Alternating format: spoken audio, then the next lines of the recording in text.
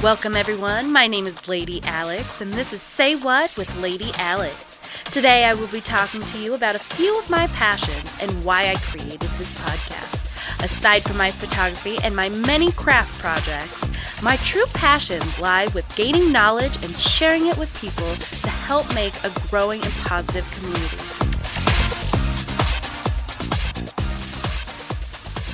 Hi everyone! Today we have an awesome guest with us in the 27 studios, Miss Cheri Merz. Cheri is a meta prosperity life coach focused on helping entrepreneurs balance financial life goals and real life successes to create stress-free habits, keeping them focused and less overwhelmed. Does that kind of pretty much give a range? No, not really. No financial. I'm not qualified for that. Okay. So you just kind of, what is it that you do? Give me a little backstory on this wonderful thing that you've created. Well, I'm a 20-year self-employed entrepreneur.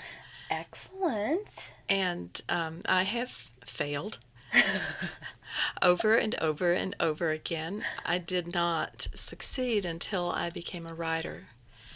As a writer, I had to do some serious time management skills. Okay.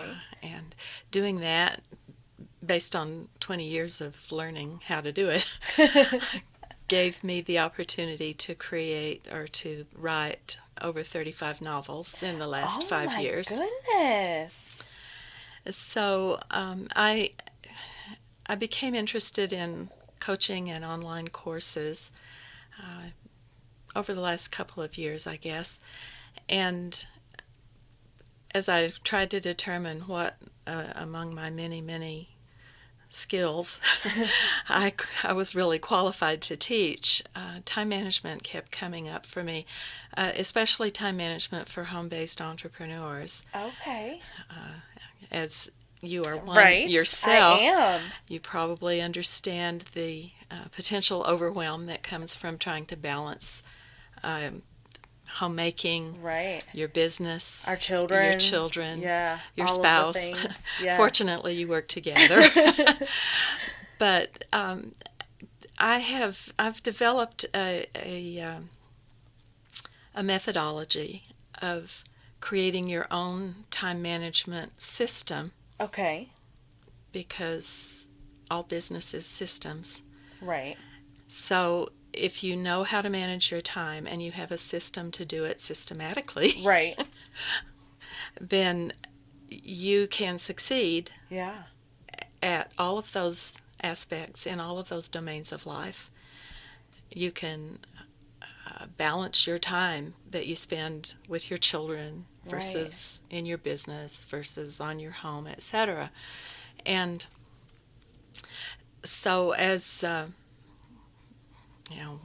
started out to pursue this coaching and online course business, I took a lot of educational things, and I have finally managed to put everything together. My pilot course in a jumpstart to time and stress management is going on right now. Ooh. It's halfway through. Okay. I've received some great feedback from my students. Yay. I'm going to put that feedback into practice and turn around and pilot it again. And do another one. Excellent. And once I get it dialed in, it will go self-paced and evergreen. Oh, that's wonderful. Now, what made you think of this idea? So you don't write anymore, or you still do that? I am not currently writing. I took a hiatus because multitasking is one of the bugaboos of home-based entrepreneurs. Right. And what took me so long in getting the course ready was that I was spending 2 hours a day writing for my 10,000 words a week. Okay. And that took the best hours of my day, which delayed me on the course development. Okay. On completing the courses that I needed to in order to figure out what I needed to, how I needed to teach, what I needed to teach, etc. Oh, okay. So I I decided to take a hiatus from writing until I had finished the course development. And in June, my business plan has me beginning to write again under a new pen name. Oh, what is your new genre? Are you changing genres? Well, the majority of the novels I've written have been ghostwritten for an action-adventure writer. Okay. And I dipped my toe into romance a bit under my own pen name and another client's. And what I really enjoy writing is romantic suspense. Okay. So Get your heartbeat going a little bit. Yeah, a little bit of thrill, a little bit of romance. Yeah. It's a fun genre and very popular. Yeah. So I feel like it connects well with a lot of people.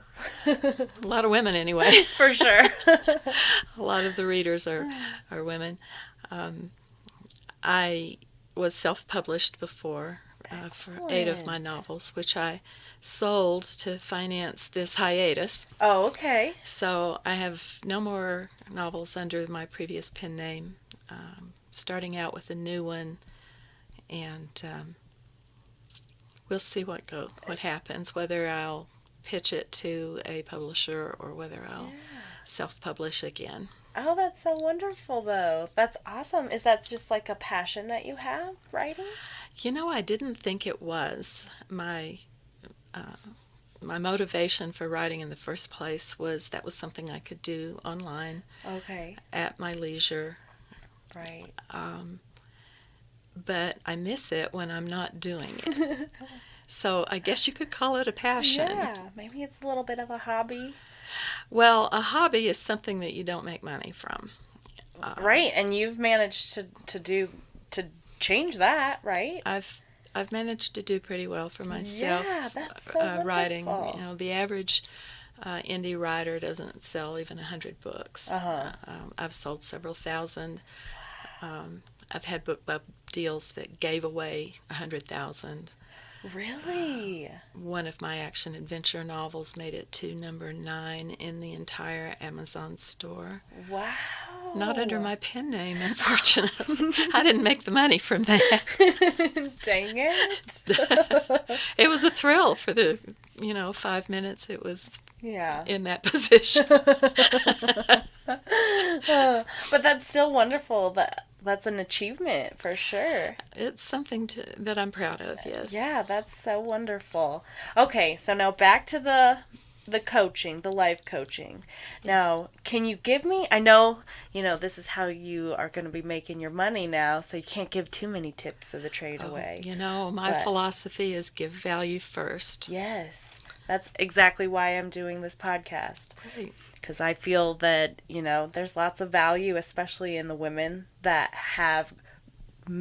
wear many hats around the Grand Valley, and to spotlight these women is an incredible adventure in itself. I appreciate the opportunity. Yes, of course. And I'm having a great fun. It's not too nerve-wracking for you? No, not very. Okay, good. I don't want it to feel pressured. No pressure here. Excellent. So what do you do in your spare time? Or do you have any spare time? Absolutely. Self-care is one of the important tenets of my coaching. You cannot work all the time, all work and no play, right? That thing. Truly, you will burn out if you do that.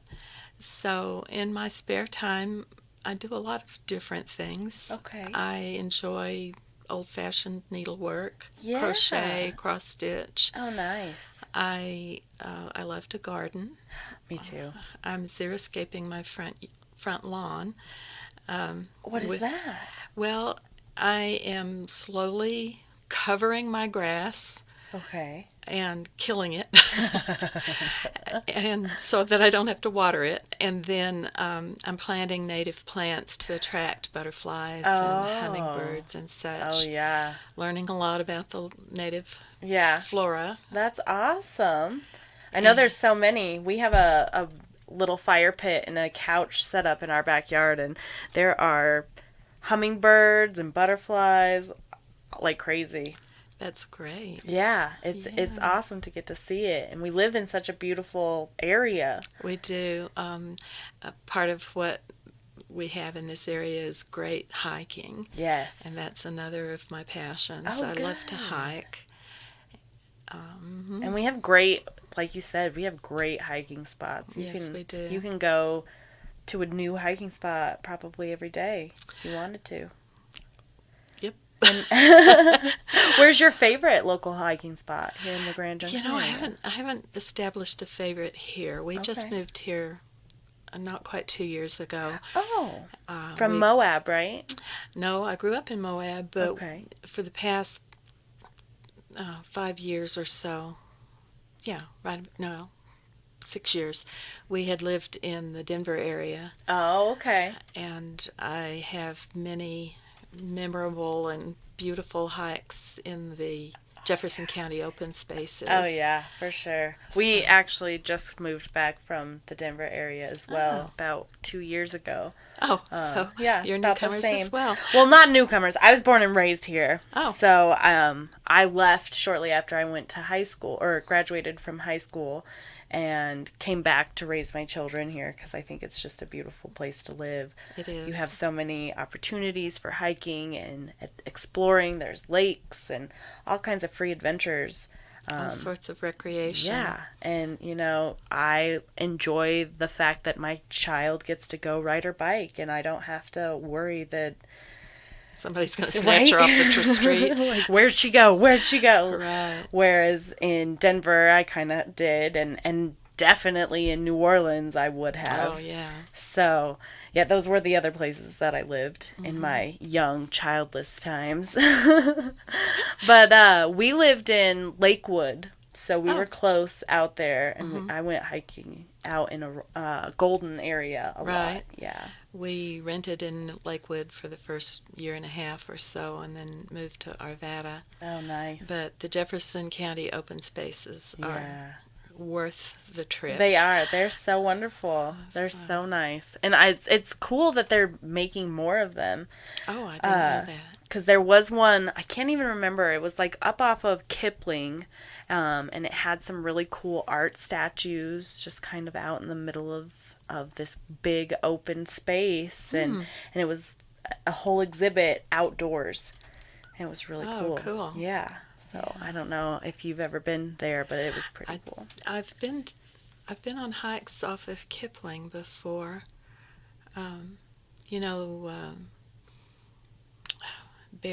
Lara the Bear Trail continues along Bear Creek, right into downtown. Yep. That is Littleton. Yep, that is so nice. So we took our maternity pictures there for my son off of Bear Creek. Yeah, at that great park. It was a lovely park. But let's bring it back to your wonderful job that you do, your coaching. Now, I saw that we talked about the course. Is that a course that you do like one-on-one with people, or is that kind of a pre-recorded course? The pilot course is handled like group coaching. Okay. So there are online exercises. I teach the concepts, give some tools. And that way we can implement them into our own lives? Correct. Okay. There are exercises, there are quizzes, you get feedback. Oh, nice. And there are live classes, which is the group coaching aspect. Okay. When it goes evergreen, the group coaching aspect will go away. Okay. But I will have expanded it from 6 modules to possibly as many as 9. And there will be recordings of some of the live class interaction. Oh, that's cool. So it'll be almost like a pilot course is meant to test the waters. Okay. To see if the course is viable. Right. And it's kind of like a beta test. Oh, it's like a little testing group. Yeah. Okay. Nice. So. And so far it's been doing pretty well then, huh? Interestingly, my first student is also my instructional design teacher. Okay. So she is in a position to give me great feedback. That's awesome. That provides so much growth. And I want to give a shout out, if I may say Yes, her name. Of course, go for her it. Her name is Rebecca Cuevas, and her course is the Course Design Formula. The Course Design Formula. Yes, she has a 30-year career in instructional design. Ooh, she's an expert. Very knowledgeable. Her course made the difference for me. Yeah. I got all the technology. I got all the this is how you plan it. This is how you present it. I had no idea how to produce it until I took Rebecca's course. So and it just put it all together. For me. Oh, that's wonderful. I do know I watch a lot of listen to a lot of podcasts, and I watch a lot of free webinars and stuff like that. And so I do know that the online knowledge courses are basically a $355 million thing right now. It is the new thing. People don't really want to take courses from, professional teachers. They want to be taking courses from professional doers, people who are doing the work. There is that. There's a very intelligent gentleman named Danny Inney who has created a company that's all about courses. He has written a book called Leveraged Learning, where he talks about the trend against just-in-case learning, which is what you get in college, right, toward just-in-time learning, which is what you get on an ad hoc basis, where you only learn it if you need to know it. I see. And online courses are filling that niche right now. However, not all online courses are designed well. Right. You have to be careful in what you select, for sure. You have to, the designer has to know the principles of instructional design. Okay.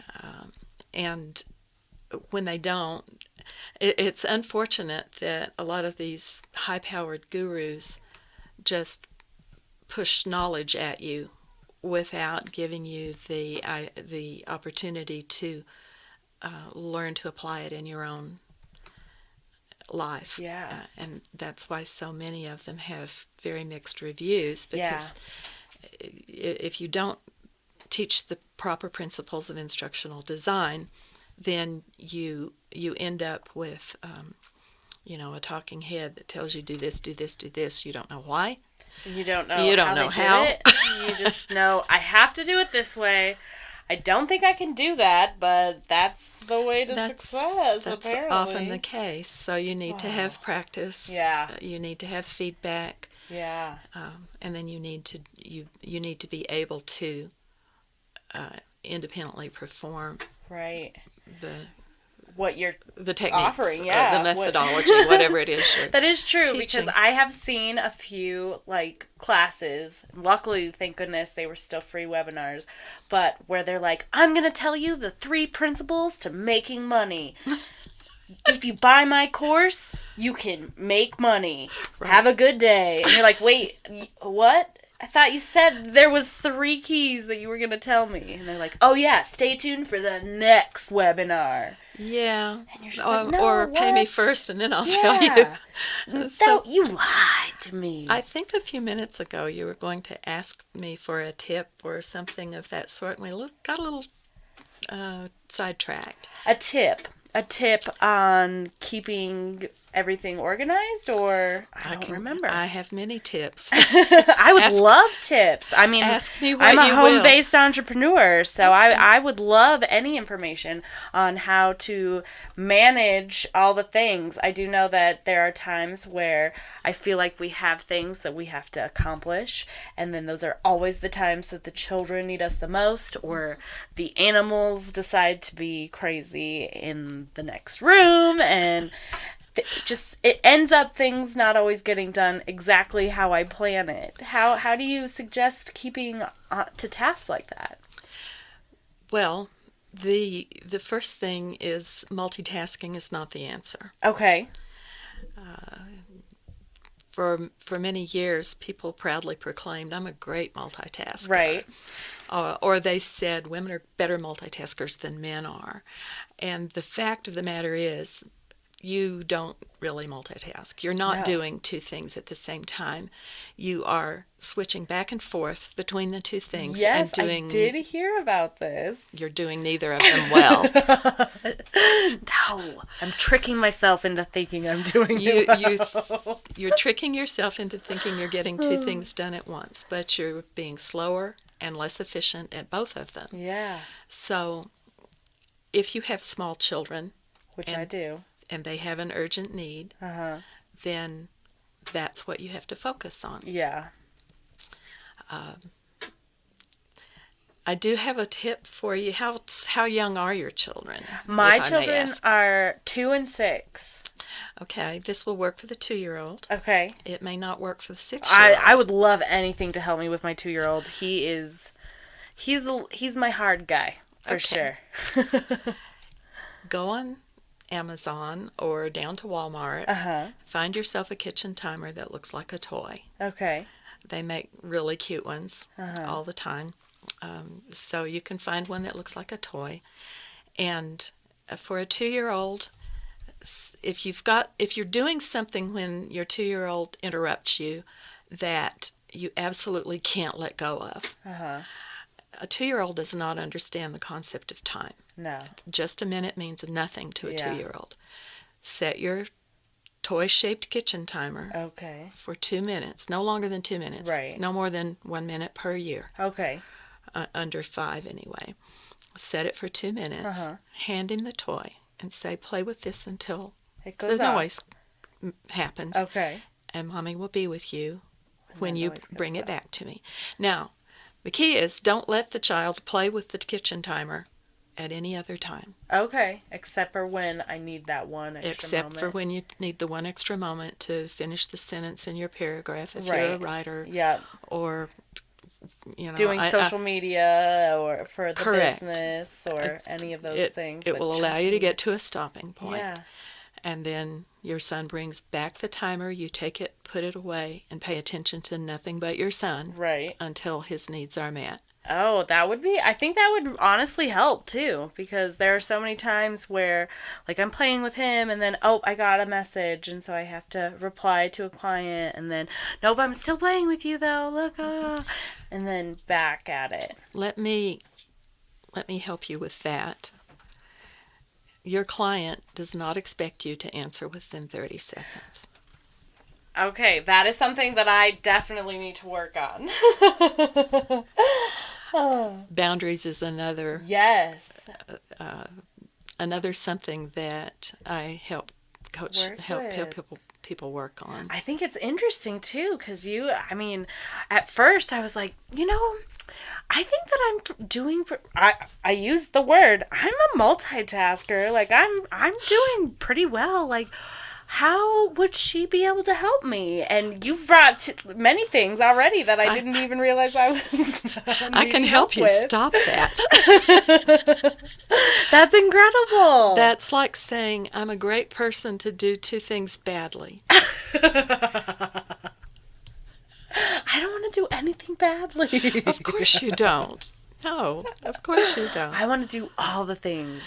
One of the things that I'm really focused on, especially for women, I have a heart for women, of course, Right. being one myself. I want women to be able to have a fulfilling life, and I would say the majority of women that I've spoken to who have both children, a day job, and a passion that they'd like to turn into money, they don't feel fulfilled because of the day job. They want to quit the day job, but they can't seem to get to that point with their Right. passion because of all the hats they wear. Yeah. So helping women learn to find the time to pursue their passion, even with a day job, is a passion of mine. I want them to have what they want. Yeah.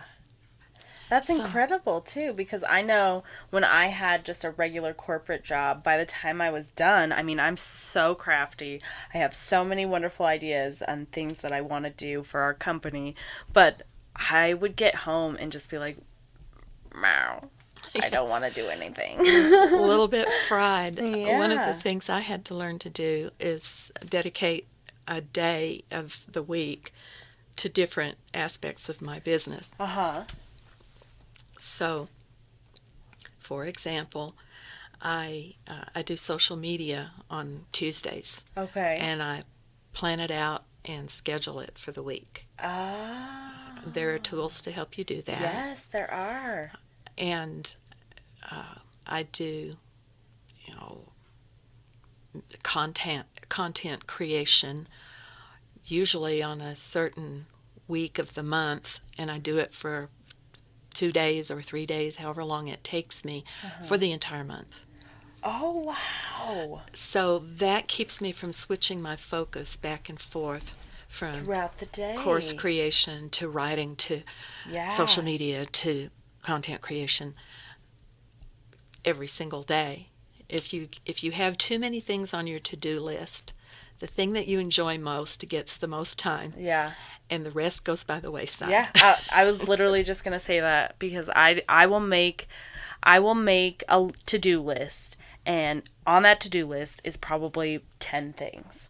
I will pick my 2 favorites and do those and then be like, oh, well, I'm going to get to the rest. It's going to be fine.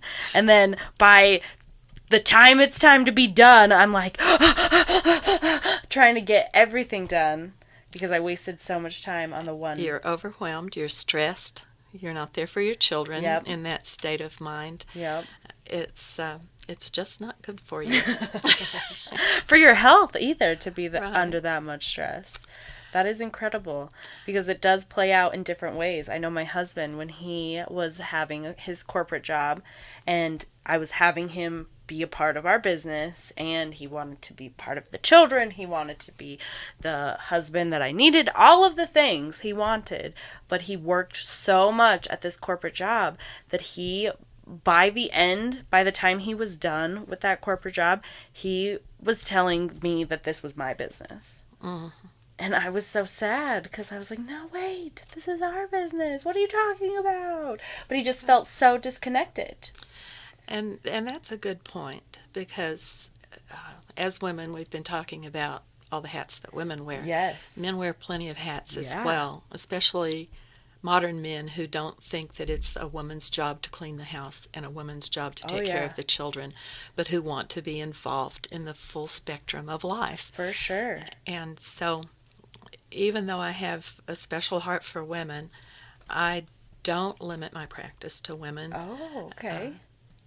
In fact, during the research for my course, I interviewed 20 writers about their time management issues, and two of them were single men. One was a caregiver to elderly parents. Oh, okay. And the third man I interviewed was a stay-at-home dad to his 2 children. Yep. His wife has a corporate job. He's the stay-at-home dad. Yep. And that's happening more frequently now than it did when I was coming up and a young woman. So it's important that men realize that they have the same issues of wearing all the hats and doing all the things, as you say. And one of the reasons people say women are better at multitasking than men is that women can fold clothes and talk on the phone at the same time. That's because they have done it so much from childhood that they don't have to think about the folding clothes. When it comes to doing something like paying attention to your child and writing a blog post, that's a different matter. Yep. So, because now I gotta focus 100%, and you're bugging me, even though you're not doing the exact thing you're doing yesterday, but now I'm doing something that needs more of my focus. Mm-hmm. That is. So I do want to emphasize that doing many things throughout the day is not multitasking. And the reason I want to emphasize that is because home-based entrepreneurs tend to get so focused on their business that maybe they're in front of the computer, they forget to get up and walk around. Also very bad for your health. Yeah. So one of the things I implemented early on was a timer, a Pomodoro timer. Okay. Do you know the phrase Pomodoro timer? I don't, no. I'll explain that in a minute. But I have discovered that my productivity is at its sweet spot for about 50 minutes. Okay. And you should get up once an hour anyway. So I take a 10-minute break every hour at the end of my 50-minute sprint, let's call it. That's what writers call it. I get up, and for that 10 minutes, my rule is I can't sit down. Okay. So what am I going to do in 10 minutes where I don't sit down? Right. Well, I have a fun little paper on 10 fun things to do in 10 minutes. But here's one that's not necessarily fun, but it's very productive. Okay. In 10 minutes, you can start a load of laundry, put the load of laundry that's in the washer into the dryer, right, and take the load of laundry that's in the dryer out and fold it and put it away. Yep. And you're not sitting down because you're folding, you're up, you're doing it. And then you're getting something done for your house that you still need to do anyway. Exactly. Oh, that's smart. So if I'm at the computer for 8 hours, I actually get a half-hour break every 3 sprints. Okay. So, and that's the Pomodoro technique. Again, let me explain that in a minute. But I actually spend an hour a day on housework in 10-minute spurts. So I don't get tired. I don't get upset that I'm doing all this work. Irritated that there's so much to do, and right. That's wonderful. So that's another little tip. The Pomodoro technique was first set out by an Italian student. Okay. Pomodoro in Italian means tomato. Okay. And the reason it's called that is because he used a tomato-shaped kitchen timer okay. to set his sprints. Nice. And the classic Pomodoro technique is 25 minutes working, 5 minutes breaks. Okay.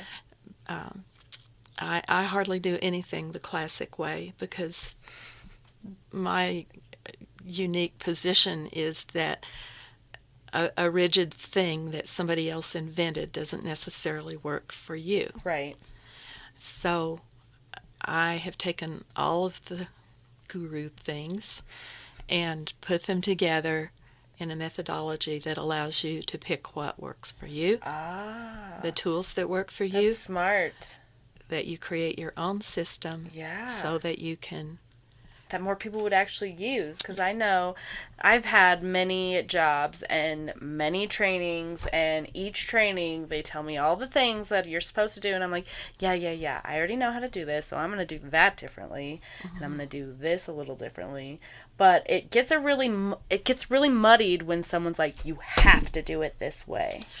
Isn't it nice that when you're home-based and an entrepreneur, you don't have to do it anyway? I know, that's incredible. You can create your own system and follow it, and if it's not working quite right for you, you can tweak it. You can choose another tool. You can choose a different time interval, etc.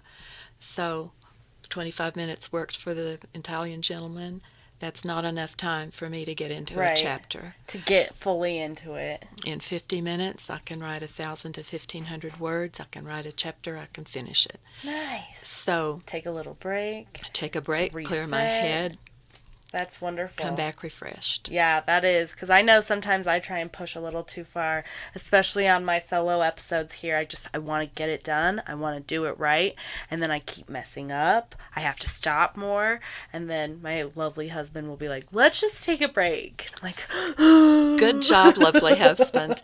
Because that's exactly what you need to do if you're So what tips would you give to people who, they're not doing that because they don't know it, but they're trying to get through all of it, and then they feel down on themselves. I know sometimes if I can't get it, I will feel almost like a failure, that I'm failing, I'm never going to get it.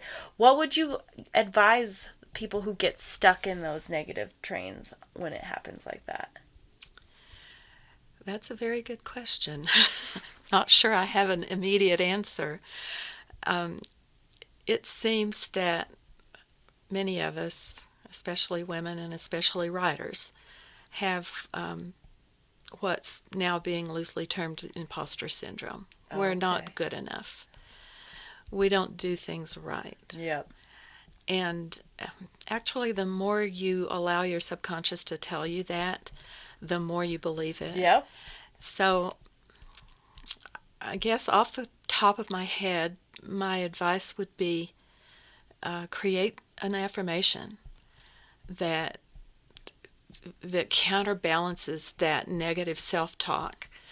An affirmation is created in present tense as if it's already true. So it might just be as simple as I am enough. Yeah. Or I am good enough. And then walk away for a minute and allow your mind to be refreshed. Right. And come back to it with a fresh mind and no more subconscious saying you're going to mess this up again because you're not good enough. Yeah. That's a wonderful point. In my first episode, I talked a lot about the inner mean girl that we all have. Mm-hmm. She's been with us the whole time. Mm-hmm. So she knows all of our insecurities. She knows exactly what to say to make us feel bad. Mm-hmm. But what we need to start doing is we need to, like you said, we need to balance her out.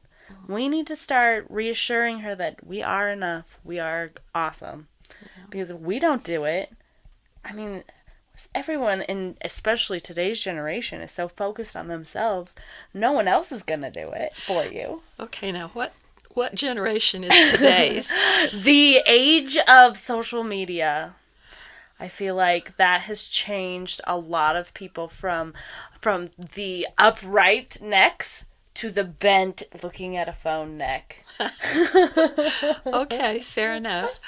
As long as you don't make it an age division. No, it truly. I was a waitress for almost 10 years, and it truly covers every age range. Mm-hmm. You will have two 18-year-olds in one booth, two 40-year-olds in another booth, and some little itty-bitty 80-year-olds in the other booth, and all six of them are down looking at their phones. Right. It's incredible.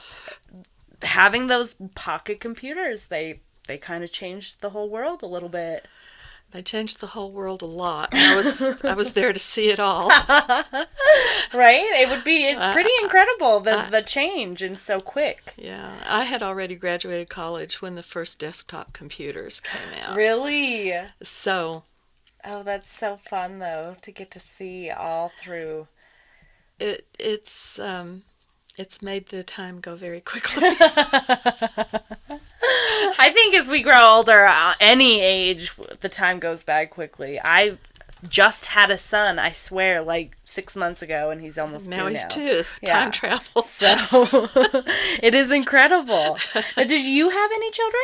I have 4 children. 4 children. 9 grandchildren. Oh, excellent. So you get to see these things firsthand. And 2 great-grandchildren. Oh, isn't that wonderful? Yes, and I'm one of my generation who is not down on millennials. Yeah.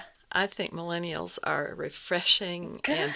And they have counterbalanced the boomers with their emphasis on experiences over possessions. Yes. I love that, because I also think that, we are in this age right now where being vulnerable is looked up on now, whereas before it was kind of looked down upon. Oh yeah. It showed your weakness, and now never admit a mistake. You are Right?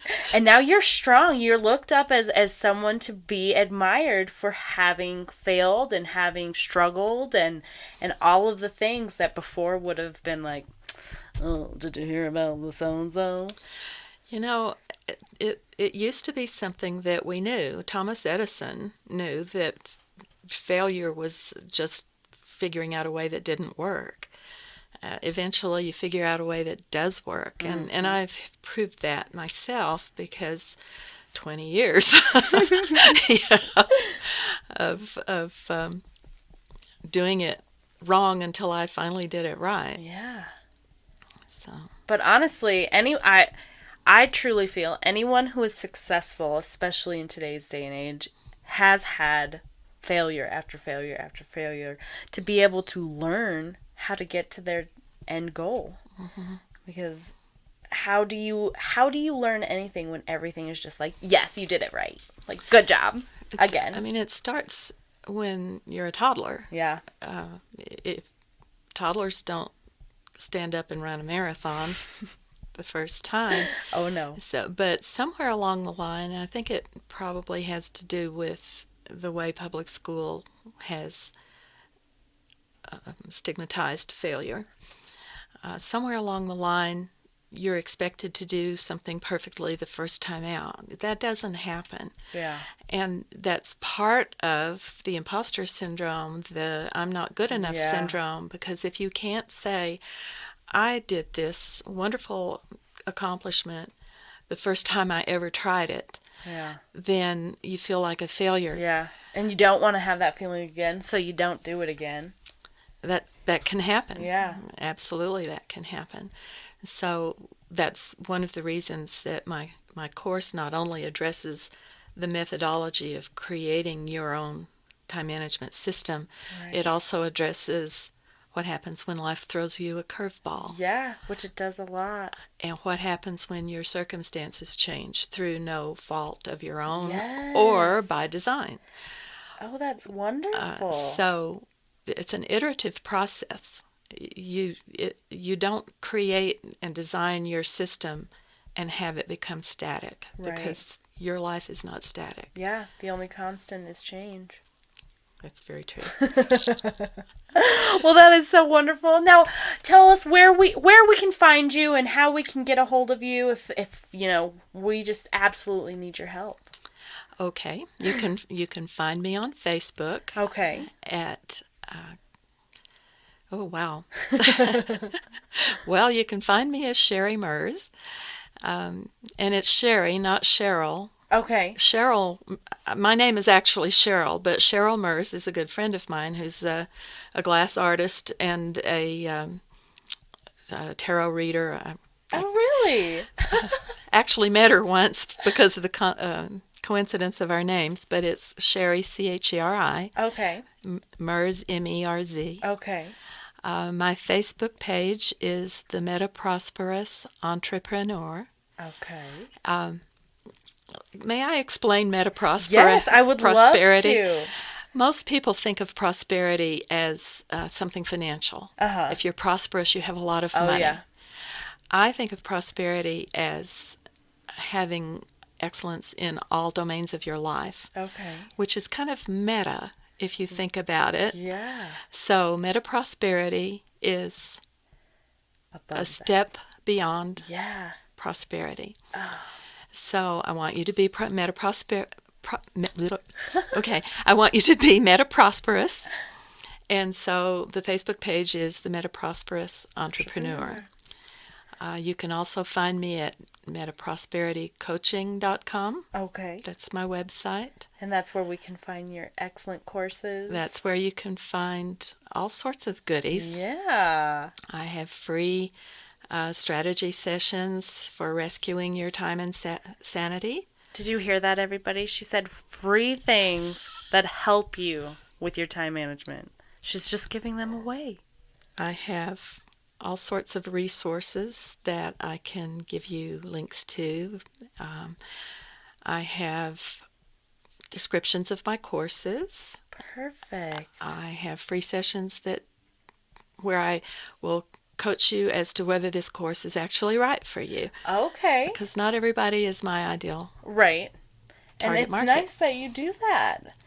Instead of they just get tied in and they're like, Well, I do have a limited money-back guarantee for my course and for my coaching. That just adds value right there because it shows how truthful and honest you are as a coach. That's wonderful. Not everyone's a fit for each other. Yeah. If my coaching style doesn't work for someone, I don't want them locked into a 3-month or 6-month contract. Because then it doesn't benefit either of you. No, it just becomes drudgery for both of us. Yeah. The course, it's a different type of money back guarantee, but again, it's there. It's there. Obviously, you have to try to do the work. Right. If you don't try, sorry, you're not getting your money back. But if you do the work and it doesn't work for you and you're unhappy about it, talk to me. I'm a reasonable person. Yeah. Oh, that's wonderful. Well, thank you again for telling me all about your wonderful things that you're doing and thank you for the opportunity. Yes, of course. And telling us about this awesome time management skills and courses that you provide, because I know I'm going to have to jump on there. Yay.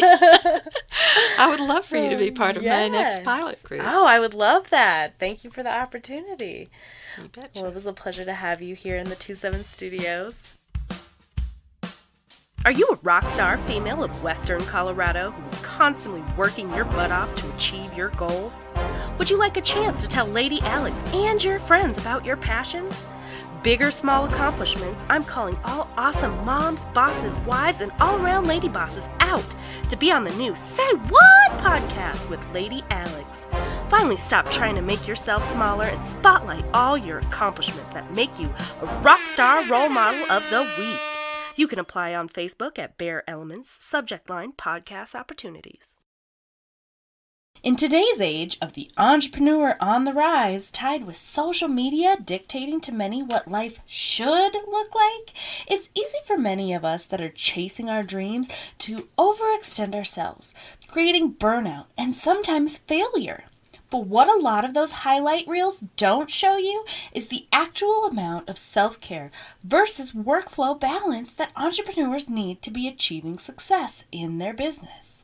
Cheri Merz is a meta-prosperity coach who guides many entrepreneurs in how to balance their days to adequately amp up productivity and limit the burnout phase altogether.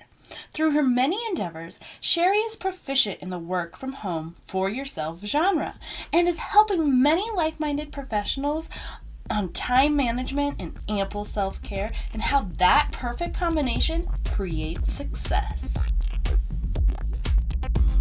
Next week in the 27 Studios, we have the beautiful Kenesha Watson with us. We dive into how outer beauty is not just skin deep. Kenesha is known as the GJ Mermaid Maker here in Grand Junction, and while this little beauty can totally turn you into a glamour queen you always knew you were, she also talks about how creating the outside can heal the inside, and how self-care and the right hairdresser can really be a healing of the soul without sitting on a therapist's couch. Don't forget to catch up on past episodes and gain some amazing knowledge and inspiration from these ladies. They're just giving it away! If you liked this podcast and found any value in my words, please like and subscribe, snap a picture and post it to your social media, and don't forget to tag me to get recognition in future episodes. That's a wrap!